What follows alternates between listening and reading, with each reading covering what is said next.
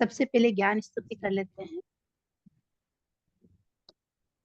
नमो अरिहंतणम, नमो सिद्धणम, नमो आयरिहणम, नमो उज्जैनम, नमो लोई सर्वशास्त्रम। पंच परमेष्टि को नमस्कार करते हुए समण भगवान महावीर स्वामी को वंदन करती हूँ। ज्ञान स्तुति। जो जन श्रद्धा भाव से करे सूत्र का ज्ञान, ज्ञानावरणीय कर्म कटे, प्राप्त करे सद्ज्ञान। आपका ज्ञान अनंत है, मुझे ज्ञान की प्यास। केवल ज्ञानी मैं बनूं, यही है अंतिम आस। केवल दर्शी मैं बनूं, यही है अंतिम आस। समण भगवान महावीर स्वामी के चरणों में कोटि कोटि वंदन। आचार्य भगवान 1008 श्री विजय राजे महाराज साहब, उपाध्याय महाराज साहब एवं सब साधु संत महाराज साहब के चरणों में कोटि कोटि वंदन। सभी से जय जिनेन्द्र। हमने पिछली क्लासों में नवी पौचा की 44 कथाएं कर चुके हैं।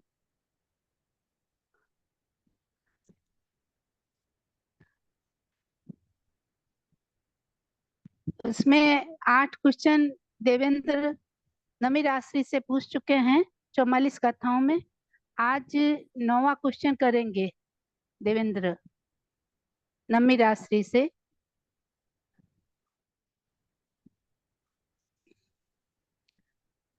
वो इस प्रकार जैसे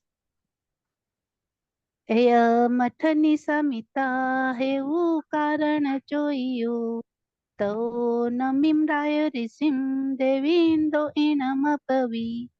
हिरणम सुवर्णम मणिमुतम कसम दुसम च वाहनम, कोसम वठवई ताणम तो गच्छ सिखतिया। देवेंद्र नमी राशि से कहते हैं अपग्रह की कसौटी पर उनको खरा उतरने के लिए उनसे ये सवाल करते हैं।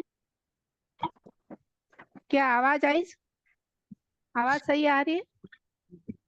अच्छा।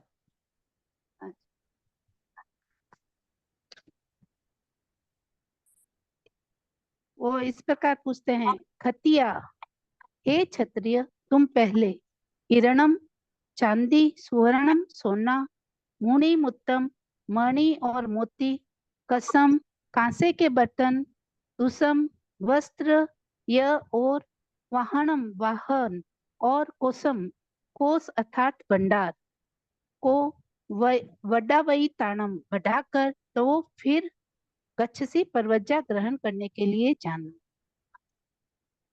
देवेंद्र नमी राशि के जो पिछले पहले जो क्वेश्चन किए थे उनका उत्तर सुनकर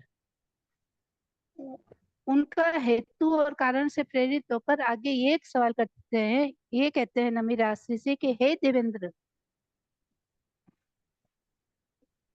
आप पहले उनको इस प्रकार से धन का लालच देते हैं कि आप पहले अपने राज्य में सोना चांदी मणि मोती कांसे के पात्र वस्त्र वाहन कोष और भंडार को, जो आपका कोष भंडार है, इतना भर दो कि आपके आने वाली पीढ़ी दर पीढ़ी तक आराम से रहे और राज्य में कोई भी कमी न हो।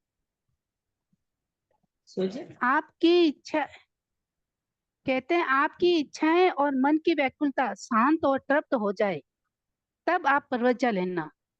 भी आप इतना भंडार भर दो कि आपकी इच्छाएं और जो भी आपकी मन की व्याकुलता वो शांत हो जाए और तृप्त हो जाए, तब आप परवज्जा लेना, जिससे आपका परवज्जा में मन लगा रहेगा। देवेंद्र कहते हैं यदि आपके मन में थोड़ी सी भी आकांक्षा है, आपकी इच्छा है, तो धर्म में आपका मन नहीं लगेगा। अतः जो आकांक्षा सहित होते हैं वो धर्म अनुष्ठान करने के योग्य नहीं होते हैं। तो इस प्रकार देवेंद्र का क्वेश्चन सुनकर, सवाल सुनकर नमिराश्री उनको उत्तर इस प्रकार देते हैं, वो कहते हैं हेय मठनी समिता हेऊ कारण चोइयो तो नमिराय ऋषिम देवींदन इनमबवी सुवर्णम रूपसम उपवा भवे सियाहु केला ससमा असंख्या नर सलुदसन तेहि किंचिम इच्छा हुआ का ससमा अनतिया उड विशाली जवा चेव हिरणम पशुभि सह पड्डी पूर्णम नाल मेघस ई विचातवम चरे। नमी ऋषि देवेंद्र का क्वेश्चन सुनकर उनका हेतु और कारण जानकर इस प्रकार उत्तर देते हैं कि सुवर्ण रूपस सोने और चांदी के कैलाश समा असंख्या, कैलाश के समान असंख्य पवया पर्वत भवे हसिया हो, फिर भी तेहिम उस उनमें उनसे रुदस नरस लोभी मनुष्य की किंची कुछ भी तृप्ति नहीं होती है। क्योंकि इच्छा तृष्णा आकाश समा आकाश के समान अनंतिया अनंत है।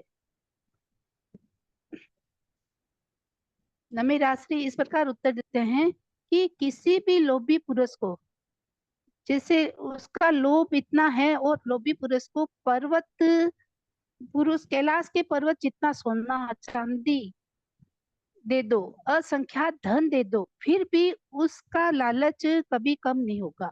वो दूसरे मनुष्य जैसे दूसरे आदमी के पास पड़ा हुआ धन उसको दिखाई देने लगता है कि वो भी धन मेरे पास आ जाए, वो उसके पास क्यों है, उतना उसके अंदर लालच होता है और वो सोचता है कि ये धन किसी प्रकार मेरा हो जाए।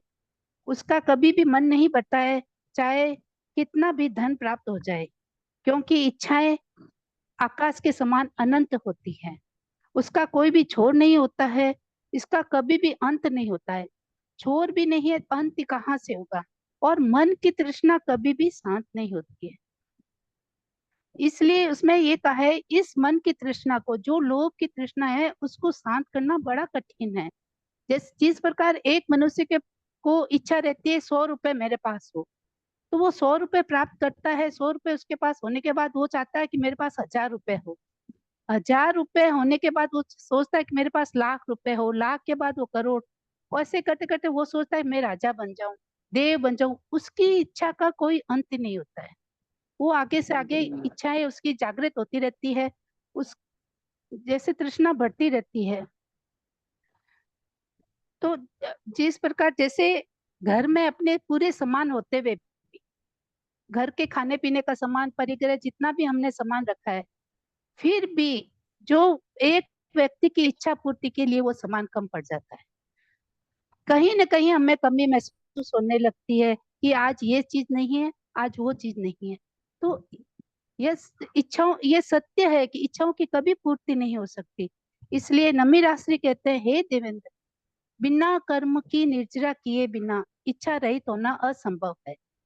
जब हम कर्म की निर्जरा कर लेंगे, कर्म हमारे क्षय हो जाएंगे, तो हम इच्छा की पूर्ति अपने आप हो जाएगी। जिस प्रकार 12 प्रकार के व्रत द्वारा, तप द्वारा हम अपने इन कर्मों की निर्जरा कर सकते हैं, और ये कर्मों की निर्जरा शाश्वत सुखों की जनक है।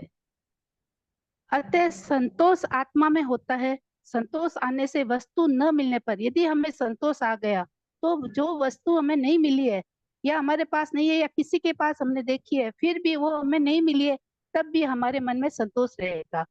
हमें ये आकांक्षा इच्छा नहीं होगी कि हम उस वस्तु को प्राप्त करें। इसलिए संतोष ही आत्मा का सबसे बड़ा धर्म है।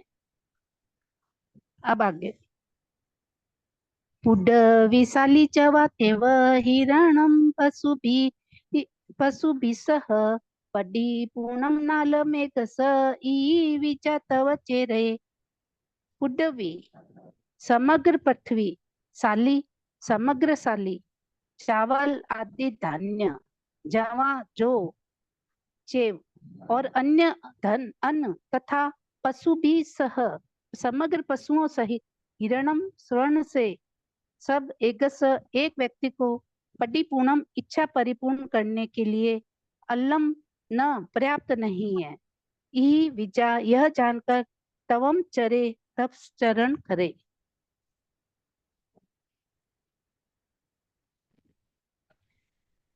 यह पृथ्वी, ये जो पृथ्वी है, हमें सब प्रकार के धन धान्य, अन्न अनाज चावल जो, और ये जैसे हमें प्रकृति की सोना चांदी समग्र पशु सहित चांदी रत्न सब देती है, फिर भी एक व्यक्ति के लिए जो इतनी वस्तुएं प्राप्त होने पर भी, सब चीज प्राप्त होने पर भी, रत्न इत्यादि कीमती धातु प्राप्त होने पर भी पूरी पृथ्वी एक व्यक्ति की इच्छा को पूर्ण नहीं कर सकती। इसलिए यह जानकर, यह सब जानते हैं, हमें तपस्या करना चाहिए, और तपस्या, ये 12 प्रकार की तपस्या करके स्वयं पथ पर आगे बढ़े, तो हमारी इच्छाओं के पे, जो हमारे ये कर्म बंद हो रहे हैं, इच्छाओं पे रोक लग सकती है, और हमें तपस्या में आगे बढ़कर स्वयं पथ पर आगे बढ़ना है। इस प्रकार नमी रात्रि देवेंद्र से कहते हैं। तो मेरा ये परवचा लेना बहुत लाभदायक है। मैं, जैसे मैंने बहुत कुछ कमा, धन दौलत सब इकट्ठी की, लेकिन मेरे ये कुछ भी काम की नहीं है। मैं अपने तपस्या से स्वयं पथ पर चलकर आगे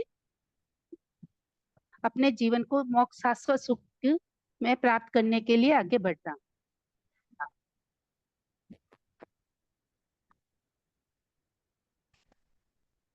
अब आगे, अब 10वां क्वेश्चन।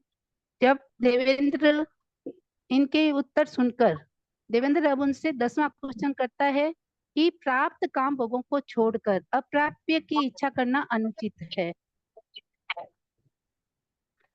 मथे निसमिता है वो कारण जोइयो, तो नमिराय ऋषिम देविंदो इनम पवी, अच्छेर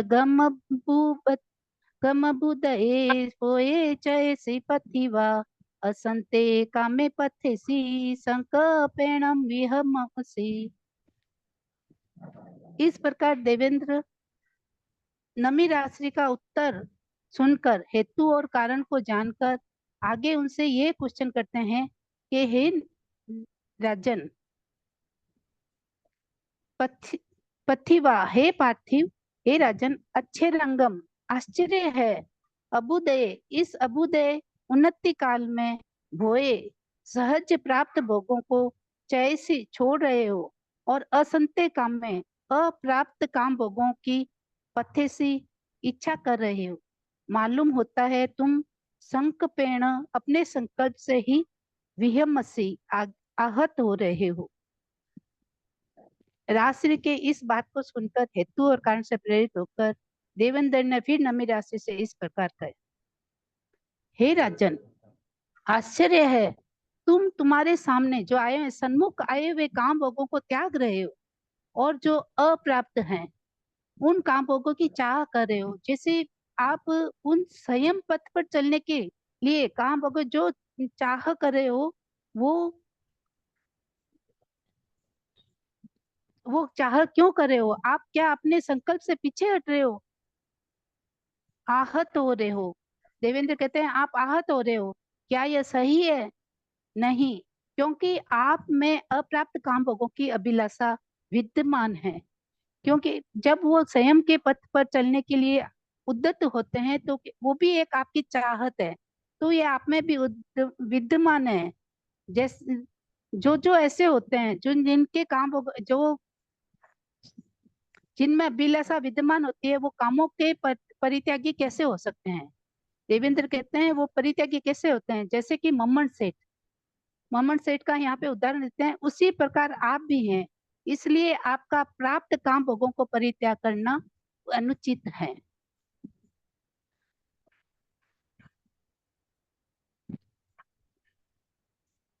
तो नमी राशि उनका यह अर्थ और हेतु कारण सुनकर प्रेरित होकर इस प्रकार देवेंद्र से वापस उत्तर में ये कहते हैं, सभी काम भोग त्याज्य है। नमी राशि उत्तर देते हैं, ए मठिनी समिता है वो कारण चोइयो, तौ नमिराय ऋषि देवीन्दम इनमपवि सल्लं कामा विषम कामा कामा आसि विसोवमा कामा पथ्यमाना अकामा जति दोईगम दोगईम अहे वयई कौहेणम माणेणम अह मा गई माया गई पड़ी गाओ लौहाओ दुहो भयम।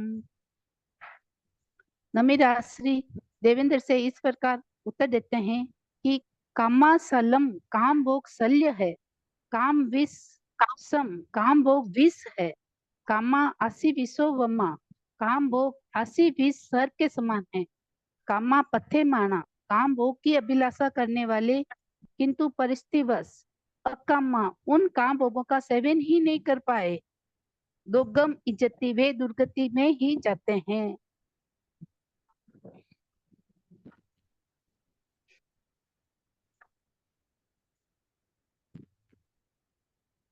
नमिराश्री इस प्रकार कहते हैं, जो मोक्ष की चाहना करता है, जो मोक्ष जानना चाहता है, उसके लिए विद्यमान और अविद्यमान दोनों प्रकार के काम भोग जो अभी विद्यमान है या जो पूर्व में हम भोग चुके हैं, वो विद्यमान और अविद्यमान भोग काम भोग शल्य विष और आशी स्वरूप आशी विष सर के समान है।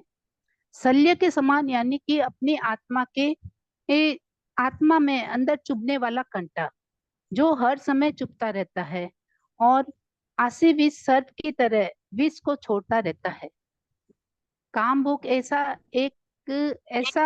शल्य है, ऐसा कांटा है जो हमारी आत्मा में हर समय चुभता रहता है, और आशी विष जो सर्प है वो जो विष छोड़ता है उस समय हर समय विष छोड़ता रहता है, और जो काम भोगों में जितना जितना व्यस्त रहता है, मस्त रहता है, वह उतना ही राग द्वेष कसायों में फंसता जाता है।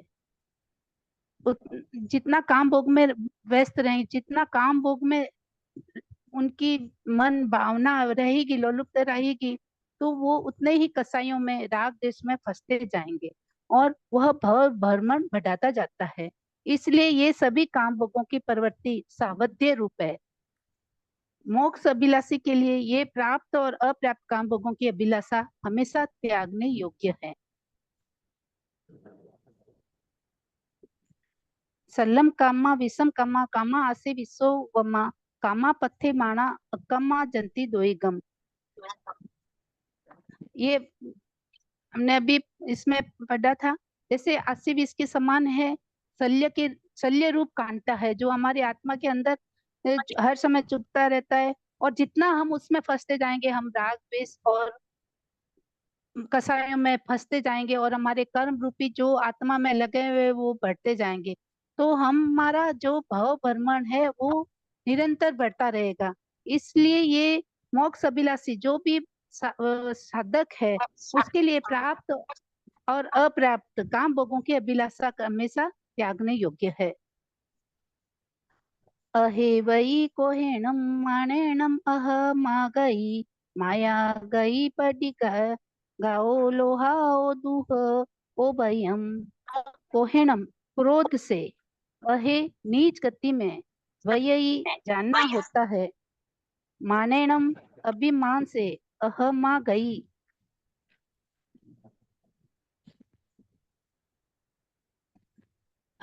अधम गति मिलती है, माया कपट से, गई पड्डी गातो सुगति में बाधाएं आती है, लोहा हो एवं लोभ से, दुहो हो भयम यह लोक और परलोक दोनों प्रकार का भय होता है।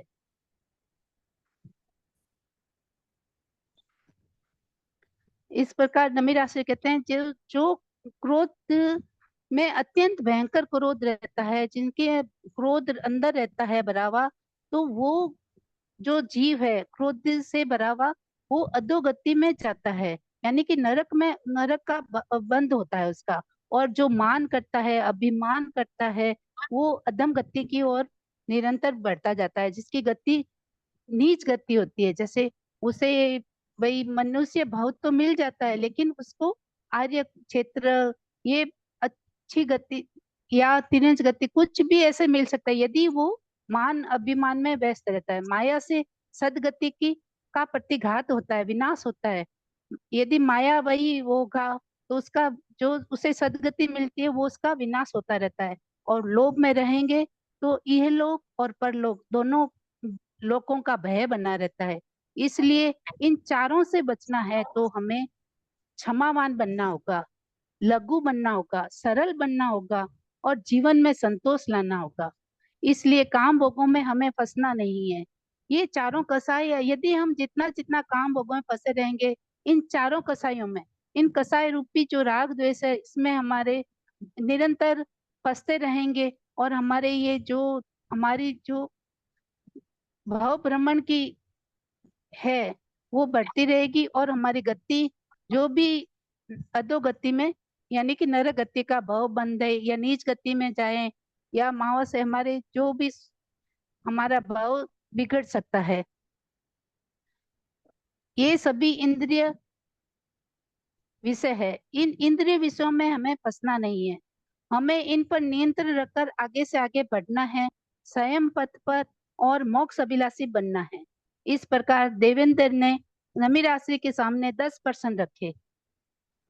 नमिराश्री इतना बढ़िया, इतना अच्छा उत्तर देते हैं कि देवेंद्र उनको देखते रहते हैं। देवेंद्र ने 10 क्वेश्चन रखे और 10 क्वेश्चन का उन्होंने कारण और हेतु और कारण दोनों प्रकार के बताकर जानकर इस प्रकार इतने अच्छे उत्तर दिए हैं कि देवेंद्र उनके सामने नतमस्तक हो जाते हैं और अपने सोचते हैं कि देवेंद्र कितने अपने स्वयं पथ पर सुदृढ़ बने रहे हैं।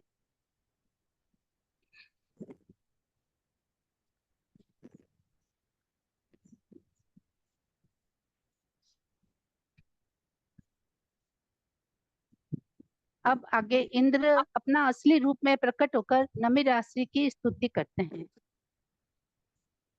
अव उज्जीयण जीवनम अव उज्जीवनमहणम रुवम विवु विउण इदंतम वंदई अबुथ्यु अभिथु अणतो इमाहि महुराहिम बगुहिम।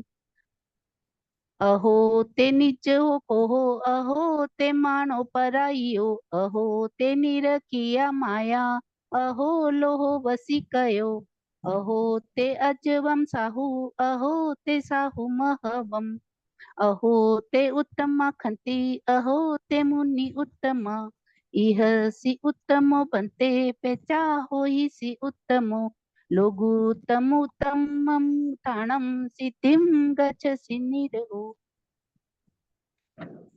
इस प्रकार देवेंद्र कहते हैं, महानम रूहम, महान रूहम ब्राह्मण का रूप अव उज्जी उण छोड़कर इदतम अपने वास्तविक इंद्र रूप को व्यू वी उण वैक्रिय शक्ति से प्रकट करके इमाहिम मरहाहिम पगुहिम इन मधुर प्रसन्न वचनों से अभिथुण तो स्तुति करता हुआ वंदई वंदन करता है।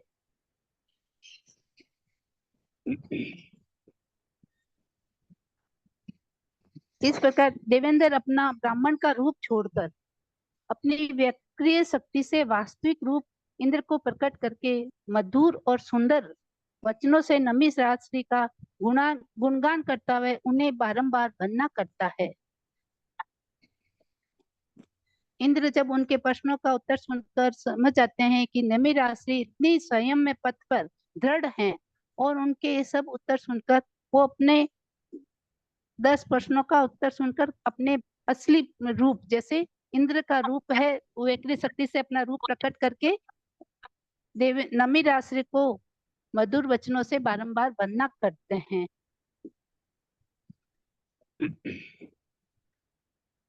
अहो ते निज हो कोहो, अहो ते मानो पराइयो, अहो ते निराकिया माया, अहो लो वसी कयो। अहो अहो आश्चर्य है, ते तुमने कोहो क्रोध को निजो जीत लिया, अहो ते तुमने मानो मान को पराई वो पराजित किया, अहो अहो ते तुमने माया माया को निराकिया निराकृत दूर किया, अहो लोहो लोभ को वसी कयो वश में किया।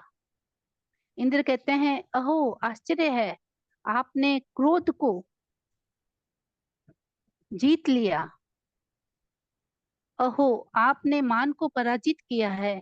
आपने माया को निराशित दूर कर दिया। अहो, तुमने लोभ को वश में कर लिया।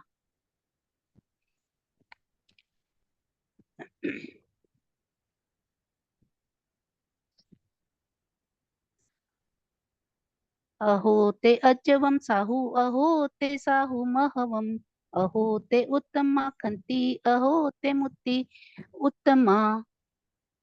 अहो, साहू उत्तम है, साहू उत्तम है। ते तुम्हारी अंजवम रजुता, अहो ते तुम्हारी मध्यम मृदुता, साहू उत्तम है। अहो, अहो साह उत्तम है। ते तुम्हारी खंती शांति क्षमा, अहो साहू उत्तम है। तुम्हारी मुन्नी मुक्ति निर्लोभता।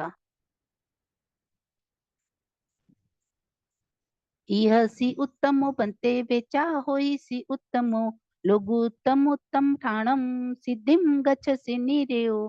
बनते भगवान, यह यहाँ इस लोक में उत्तमो सी आप उत्तम है, और पेचा परलोक में भी उत्तमो उत्तम हो ही सी होंगे। निरयो कर्म रस से रहित होकर लोगुत्तम उत्तमम स्थानम लोकोत्तर उत्तम स्थान सिद्धिम सिद्धि को गच्छसि प्राप्त करेंगे।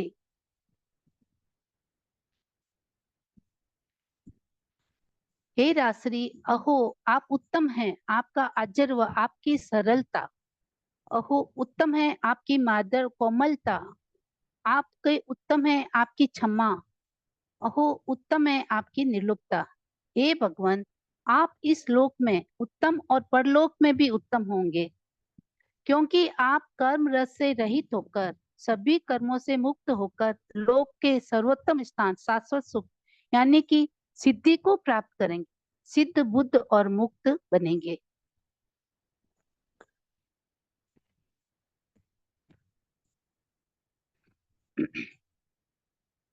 अब आगे इस प्रकार श्रद्धा भक्ति के पश्चात इंद्र का प्रस्थान। एवं अभिठूणतो राय ऋषिम उत्तमाय सदाय, पयाहीनम करेंतो पुनो पुनो वंदई सको। ते वंदु वंदी उन पाए चक्र कुशल लखणे मुवि मुनिवरस आगासेणुप इयो ललिय चवल कुंडल तिरंडी। एवं इस प्रकार अभिथुन तो स्तुति करते हुए सको इंद्र ने उत्तमाए सदाए उत्तम श्रद्धा से रायम ऋषिम रासरी को पयाहीनम करें तो प्रदक्षिणा करते हुए पुनो पुनो बार बार वंदना की। तो इसके पश्चात मुनिवरस नमी मुनिवर के चक्र कुशल लक्षणे पाए चक्र और अंकुश के लक्षणों से युक्त चरणों में बंदी ऊण वंदना करके ललिय चवल कुंडल तिरंडी ललित एवं चप्पल कुंडल और मुकुट का धारक इंद्र आगासेन उपईओ ऊपर आकाश मार्ग में उड़ गया। इस प्रकार नमी राशि का गुणगान करते हुए इंद्र जब अपने असली रूप में उनका बार बार गुणगान कर रहा है, उनको वंदना कर रहा है और गुणगान करते हुए स्तुति करते हुए इंद्र ने उत्तम श्रद्धा से राशि की प्रदक्षिणा की, यानी कि चारों तरफ उनकी प्रदक्षिणा करते हुए बार बार वंदना की। और उसके पश्चात नमी राशि को जो मुनिवर बन अपना उनको मुनिवर समझ लगे, मुनिवर के चक्र और अंकुश के लक्षणों से युक्त चरणों में वंदन करते हैं। और ललित और चप्पल और मुकुट धारक, ललित चप्पल जैसे उनके कान के कुंडल और ये उनका मुकुट, उसके धारक इंद्र अपने आकाश मार्ग से जिस मार्ग से वो आए हैं उस मार्ग से वो उड़ गए हैं।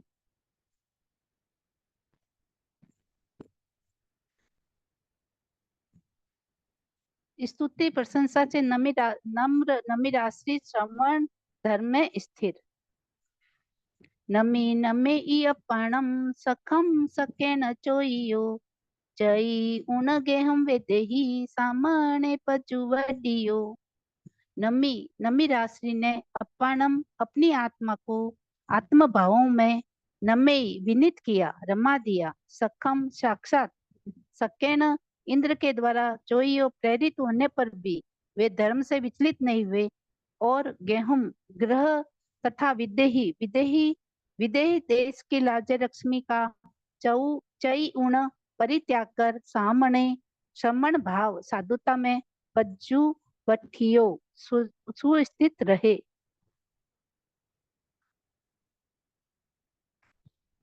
इंद्र के द्वारा उनकी प्रशंसा, पहले तो उन्हें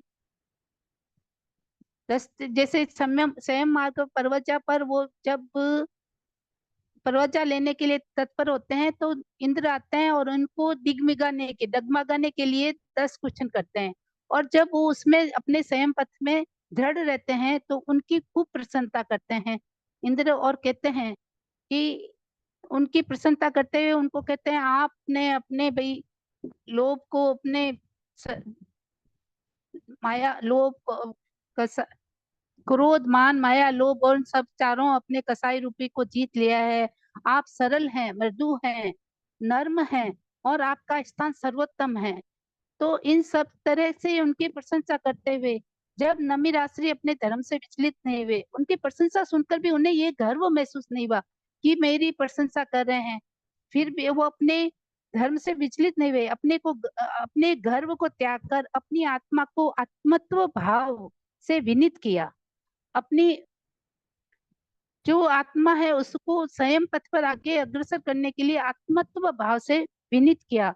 अपनी आत्मा को आत्म भावों में झुका लिया। अपने विदेह की राजलक्ष्मी को ग्रह को त्याग कर सामान्य भाव की आराधना में तत्पर हो गए, यानी कि स्वयं पथ पर चलने के लिए तत्पर हो गए। नमी रात्रि ने अपनी आत्मा को नमाया, अपने आप को संयम के प्रति समर्पित कर दिया, संयम की तरफ झुका दिया।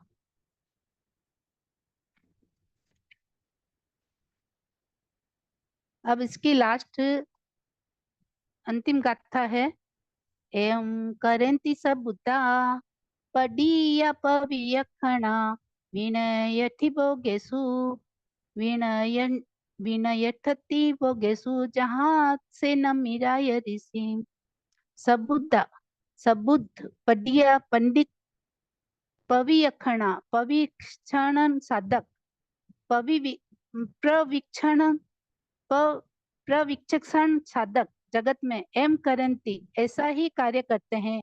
विनयठन्ति भोगेशु वे काम भोगों से निवृत्त होते हैं, जहाँ से नमी राय ऋषि जिस प्रकार नमी राय ऋषि हुए। तिबे मी ऐसा मैं कहता हूँ। जो सद्बुद्ध जो तत्वज्ञ होते हैं, जो नव तत्व के जानकार होते हैं, जो पंडित शास्त्र के अर्थ का निश्चय करने वाले होते हैं, जो शास्त्र का अर्थ समझाने वाले होते हैं, जो प्रविचक्षण होते हैं, अपने ज्ञान अभ्यास के द्वारा प्रवीणता प्राप्त करते हैं, वे सभी श्रमण वो सभी साधक नमी राशि मुनिवर की प्रवीण की तरह धर्म में स्थिर रहते हैं, धर्म में अडिग रहते हैं तथा काम भोगों से निवृत्त होते हैं, जैसे नमी राशि हुए थे तिब्बे में। ऐसा मैं कहता हूँ। भगवान कहते हैं, ऐसे भगवान कहते हैं। ये अपने नमी राशि का नमी प्रवचन नमा अध्ययन समाप्त हो गया। इसमें कुछ भी समझ नहीं आया या कुछ भी पूछना हो तो आप बता सकते हैं।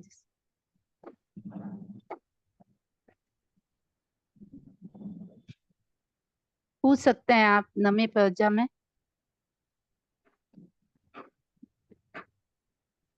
इसको याद कैसे रखना रहेगा? गाथा गाथा जैसे याद रखना। गाथाएं तो इसमें आएगी नहीं।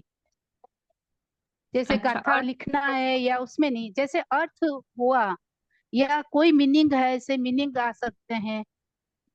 उनको मीनिंग को अपने में ध्यान में रखना है कि इस मीनिंग का अर्थ है। तो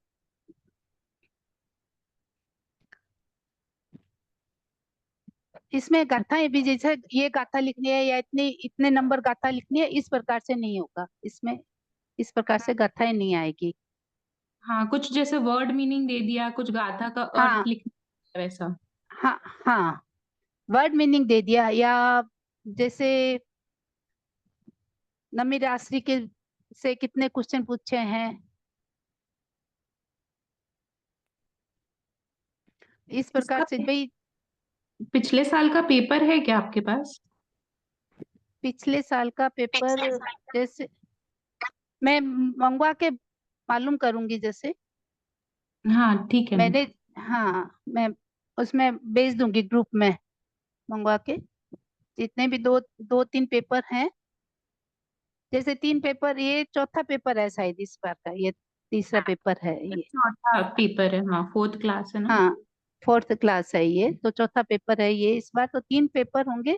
तो मैं बात करूंगी इससे, तो मैं ग्रुप में भेज दूंगी जी। इस अक्टूबर प्रकार से। में एग्जाम। हाँ, अक्टूबर, एग्जाम हाँ अक्टूबर में, हाँ अक्टूबर में एग्जाम है। 1 महीना जो है। टाइम तो दौड़ता जा रहा है। अभी बीच में इसने ऐसे भी गैप हो गया, नहीं तो अपने ये हो जाता। अब तो चलिए, एक चैप्टर रहा है, एक अध्ययन है 10वां।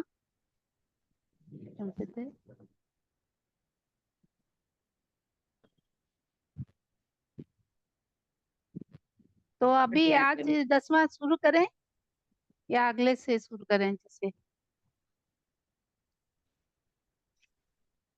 कर दो मैम, अगर टाइम है तो।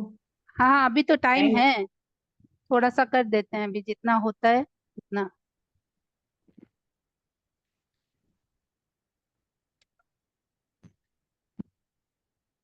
जैसे 10वां अध्ययन है, धूमपतयम दसम अध्ययनम। धूमपतयम का अर्थ है वृक्ष का पका हुआ पत्ता, पीला पत्ता, धूमपतयम। इस अध्ययन में भगवान ने गौतम स्वामी से कहा है, हे गौतम, क्षण भर का भी प्रमाद मत कर। भगवान ने गौतम स्वामी का सहारा लेकर हमें निर्देश दिया है, हमें उपदेश दिया है। गौतम स्वामी तो बहुत ज्ञानी थे, उन्हें तो सब तरह का ज्ञान था। फिर भी गौतम स्वामी भगवान से हर तरह के क्वेश्चन करते हैं। उन्हें ज्ञान होते हुए भी वो बार बार भगवान से प्रश्न करते हैं, और उनका उत्तर इतना अच्छा मिलता है, वो नया कुछ जानना चाहते हैं।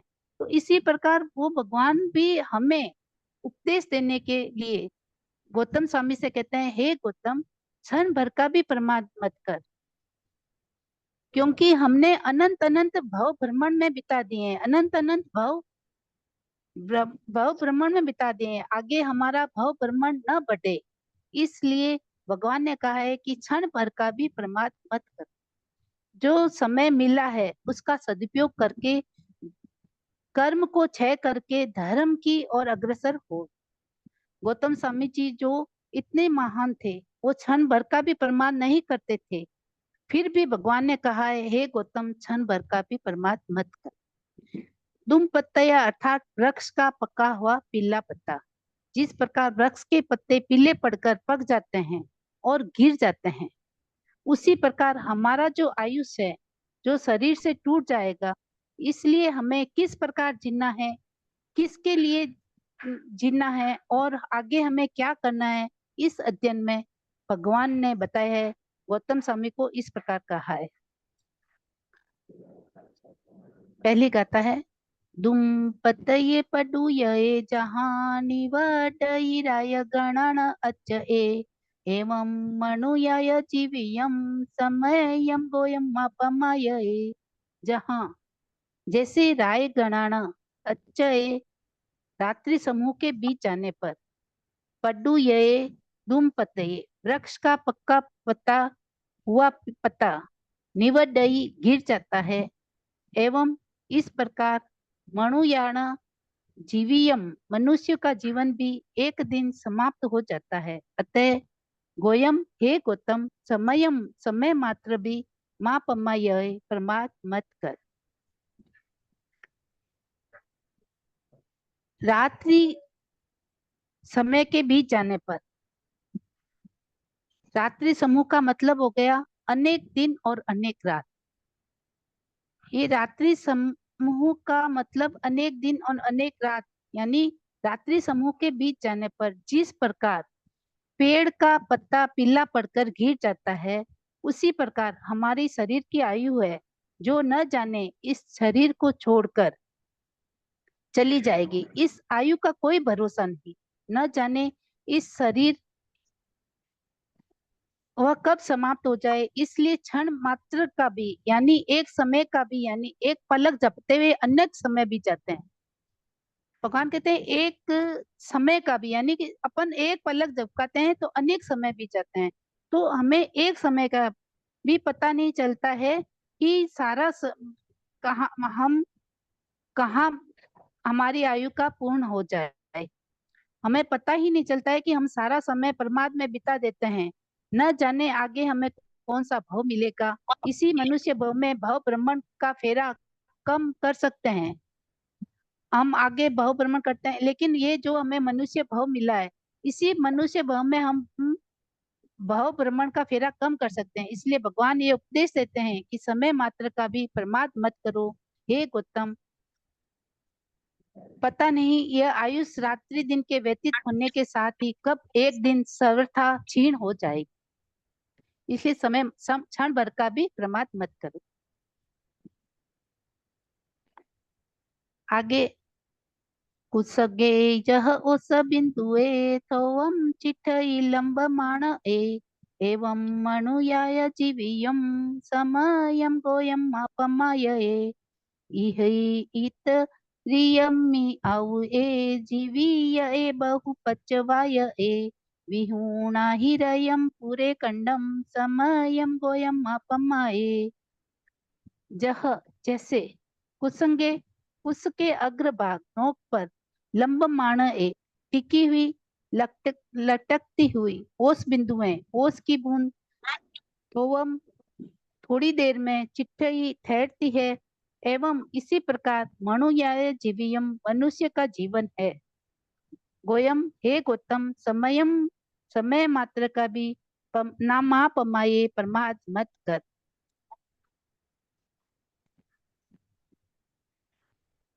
जिस प्रकार पत्ते के अग्रभाग पर जो ओस का बिंदु थोड़ी देर ही ठहरता है, हमें पत्ते पे बिंदु जो ओस बिंदु दिखता है बहुत अच्छा लगता है, जैसे मोती चमक रहे हैं, लेकिन वो कितने उसका ठहरना कितनी देर होता है। जैसे सूर्य की किरण पड़ी या हो गई, थोड़ी देर ही वो ठहरता है और वो लुप्त हो जाता है।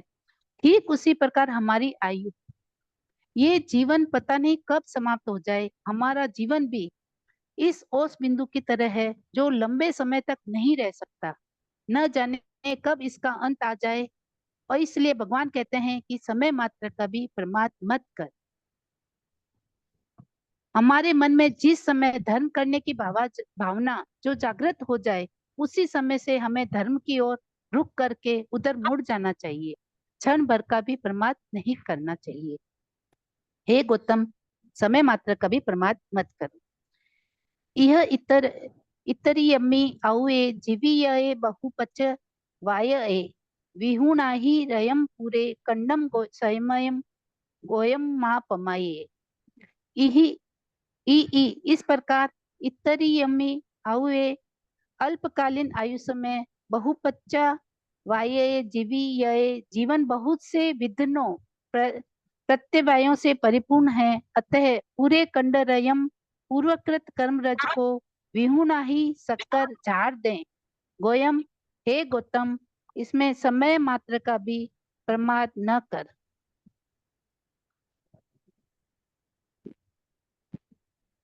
ये जो मनुष्य भव हमें मिला है, अनंत पुण्यवानी करने के बाद और अनंत अनंत पुण्यवानी से हमें ये जैन धर्म मिला है। यह धर्म, इस धर्म के द्वारा हम निर्जरा करते हुए कर्मों का क्षय कर सकते हैं।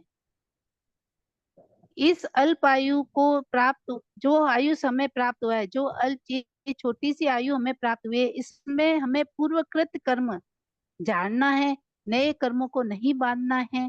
और हमें जो अल्प आयु मिली है उसमें कोई राग में फंसा हुआ है, कोई मोह में फंसा हुआ है, भगवान कहते हैं ये जो छोटी आयु, जो हमें इतनी सी आयु मिली है, मनुष्य भाव मिला है, इसमें कोई राग में फंसा है, कोई मोह में फंसा हुआ है, कोई लोभ में है, तो कोई मान में, अभिमान में है।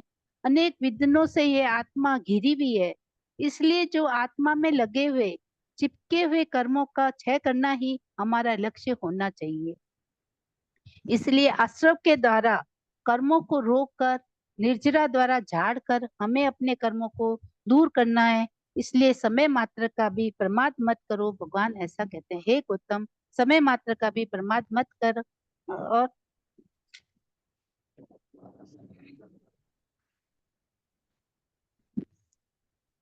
आगे ये दुर्लभ मनुष्य भव पाकर प्रमाद न करो।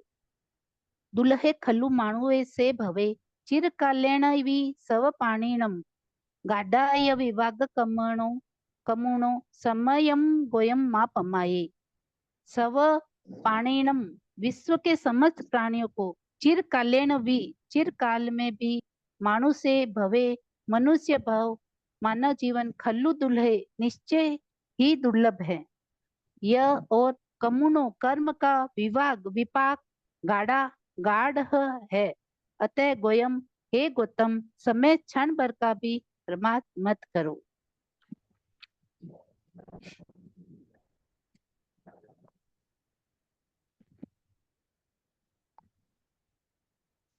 भगवान ऐसे कहते हैं, विश्व में जितने भी प्राणी हैं, जितने भी प्राणी यानी कि सभी प्राणी आ जाते हैं इसमें, उन प्राणियों के चिरकाल जीवन बीत जाने पर भी, यानी कई उत्सर्पिणी और असर्पिणी काल बीत जाने पर भी मनुष्य भाव का पाना बहुत कठिन है। हमने ये मनुष्य भाव पाया है, उसे हम इस 5 इंद्रियों के विषय भोगों में, काम भोगों में खो देते हैं, प्रमाद में ही व्यतीत कर देते हैं। यह मनुष्य भाव मिला है, बड़ा ही दुर्लभ है। यह मनुष्य भाव मिलना बहुत ही दुर्लभ है। कर्मों का विपाक गाढ़ है। जो कर्म हमारे आत्मा के साथ चिपके हुए हैं, हम जो विषय वासनाओं में, काम भोगों में इस मनुष्य भाव को खो रहे हैं, जो हमारे आत्मा के साथ कर्म चिपके हुए हैं, उनका विपाक गाढ़ है। अतः हे गौतम, समय मात्र का भी प्रमाद मत करो।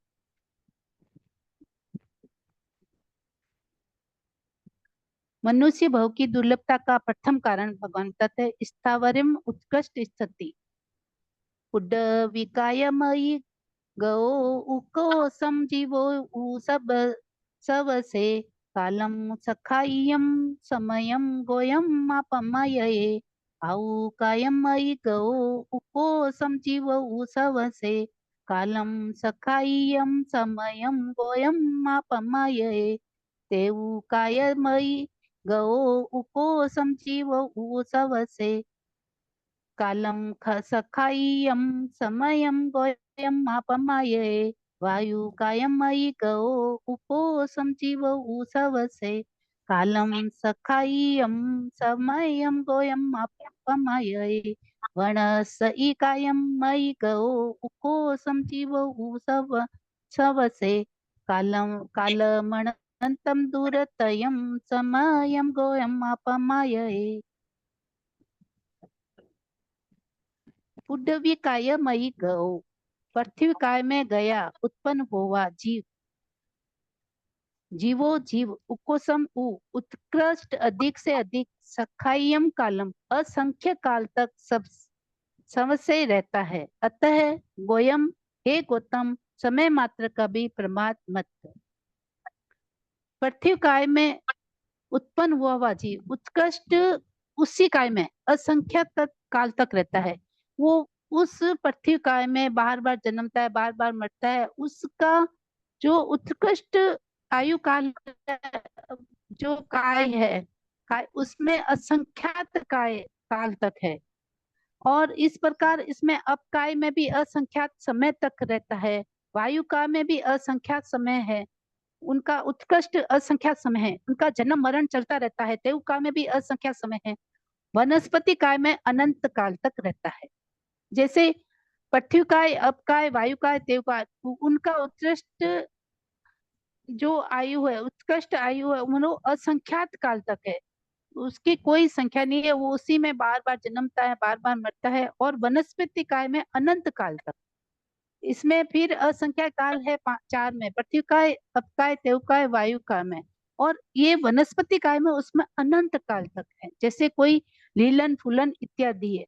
निगोद में अनंत अनंत काल तक जीव जन्म मरण करता है, अनंत अनंत वेदना पाता है। ये जीव नर गति से भी ज्यादा वेदना पाते हैं। नर गति में तो जन्म, जो नार की जन्म लेते हैं वो नर गति में एक बार ही जन्म लेते हैं, वो फिर से वापस नर गति में नहीं जाते हैं।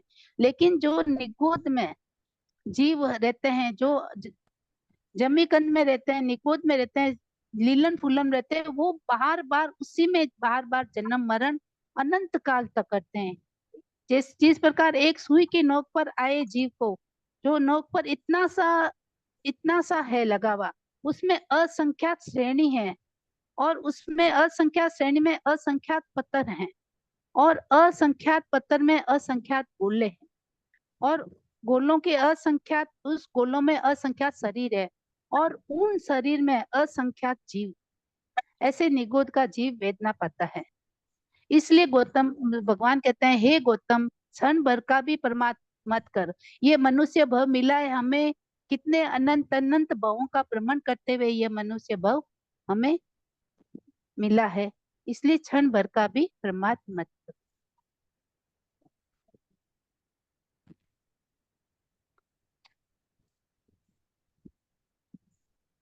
मैंने इसका मीनिंग्स तो जैसे एक का ही बताया, आगे नहीं बताया, एक साथ में इन सब का, जैसे एक ही सबका मीनिंग एक जैसा ही है। पृथ्वी का, अप का, तेव का, वायु का, वनस्पति का, इसका एक साथ में मैंने इसका अर्थ कर दिया है।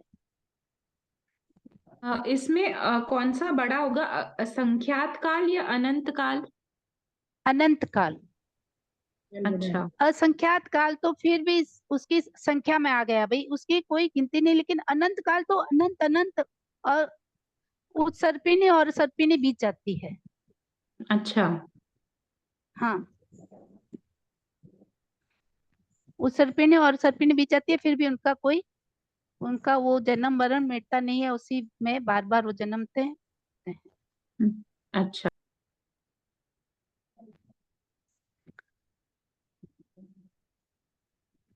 अब आगे है मानव भव दुर्लभता का दूसरा कारण। जैसे ये पहला कारण तो एकेंद्रीय जीव का बता दिया है।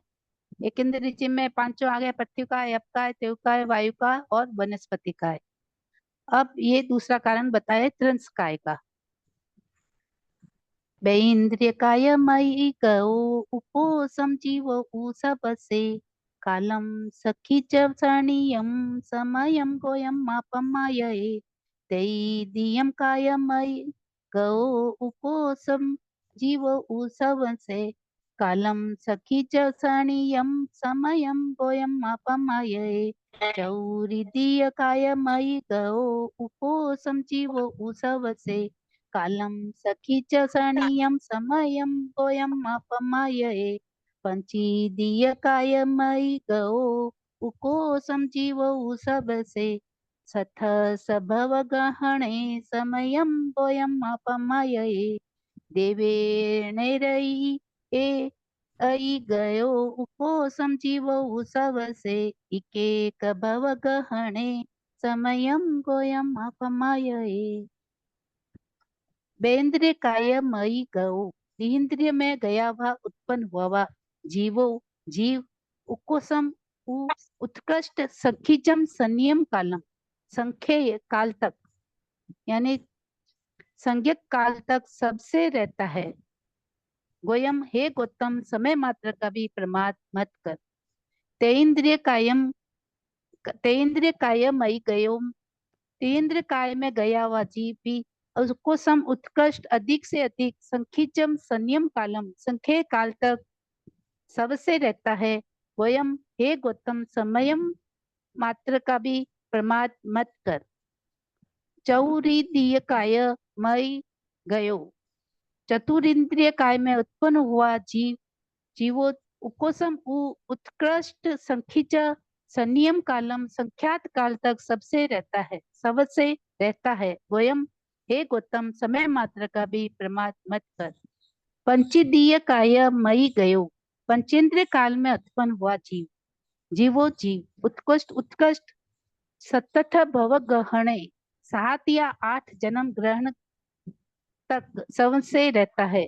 गोयम हे गौतम समय मात्र का भी प्रमाद मत कर। देवे ये नेरे ये देव और नरक योनि में अई गयो गया उत्पन्न हुआ उपकोसम उत्कृष्ट इकिक भव गणे एक एक भव ग्रहण कर तक सबसे रहता है। हे गौतम समय मात्र का भी प्रमाद मत करो।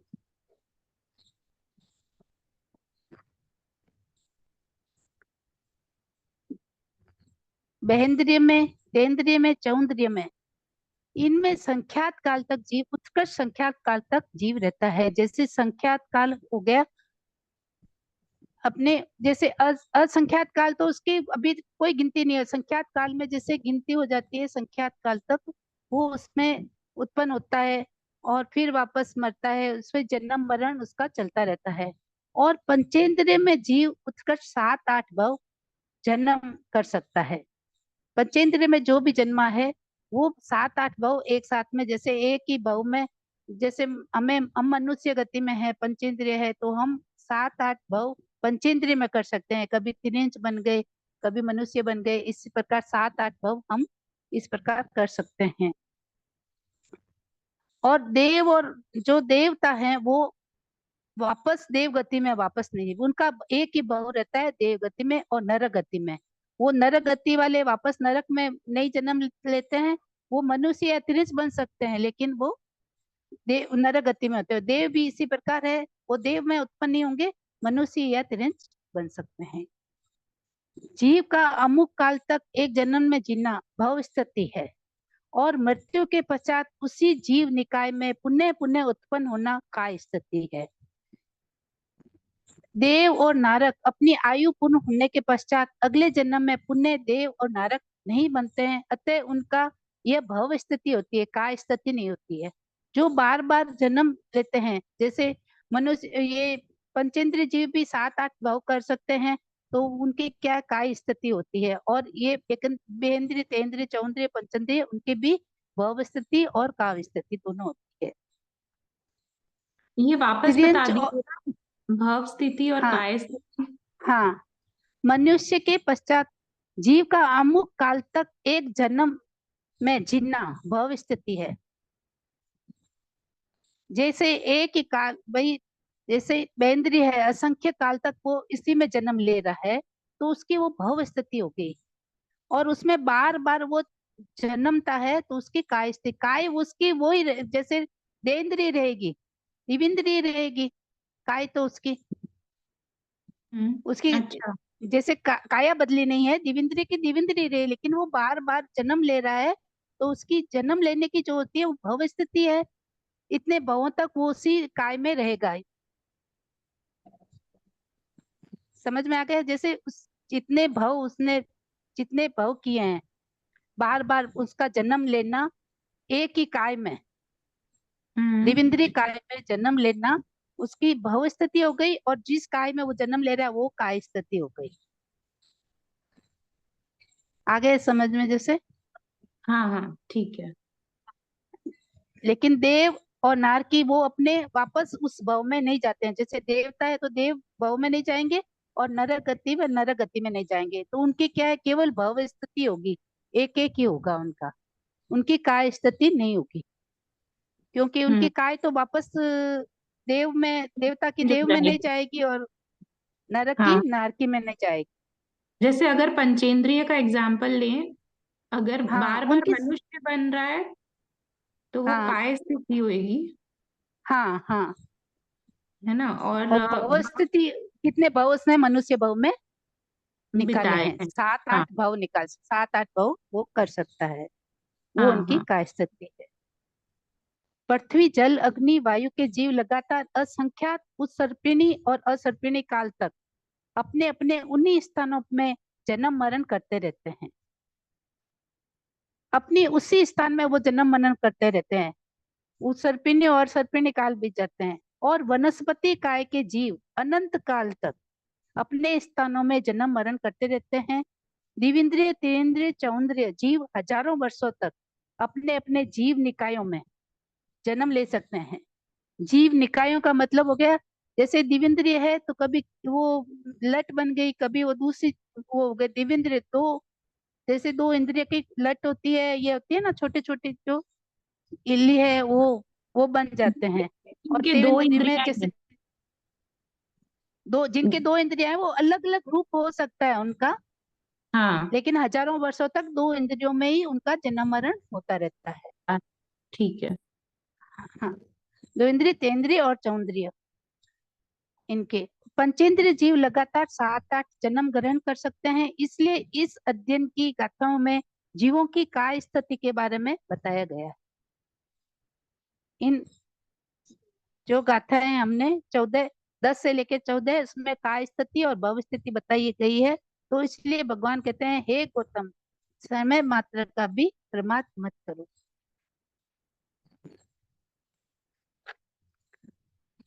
अब आगे से हम अगली क्लास में करेंगे।